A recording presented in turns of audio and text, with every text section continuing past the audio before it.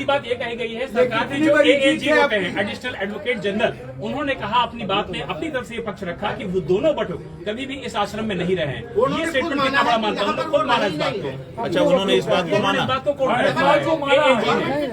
कहा कि दोनों बटुक यहाँ पे नहीं रहे। देखिए, अभी तक जितना बड़ा प्रचार किया जा रहा था कि आश्रम में बटुकों का शोषण, गुरुकुल में बटुकों का शोषण और इनके यहाँ ये होता है, ये जो बात चलाई जा रही थी उसको तो जो एजी हैं उन्होंने ही समाप्त कर दिया। उन्होंने ये कह दिया कि इस आश्रम में ये बटुक नहीं रहे। नहीं है। हम लोग पहले से कह रहे थे कि हमारे यहाँ वो नहीं रहे। आज वो बात जनता के सामने साफ साफ प्रमाणित हो गई। तो ऐसी परिस्थिति में जो कहानी बनाई गई थी वो तो वो हरदोई में संस्थागत छात्र रहे हैं और परीक्षा दे रहे हैं अभी। गुरुजी, कोर्ट ने यह भी कहा जुबिनल में क्यों नहीं है वो जो आरोपी है, कस्टडी में ये भी पूछा गया था।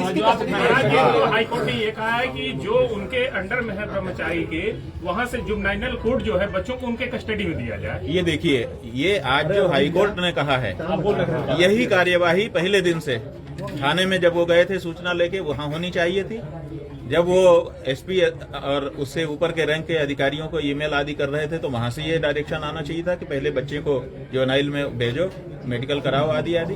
और उसके बाद जब वो कोर्ट में गए थे तो कोर्ट को भी ये कहना चाहिए था कि बच्चों की कस्टडी उचित संस्था को प्रदान की जाए ताकि उनका संरक्षण हो और उनका दुरुपयोग न किया जा सके। लेकिन हाई कोर्ट तक जाते जाते ये नहीं हुआ।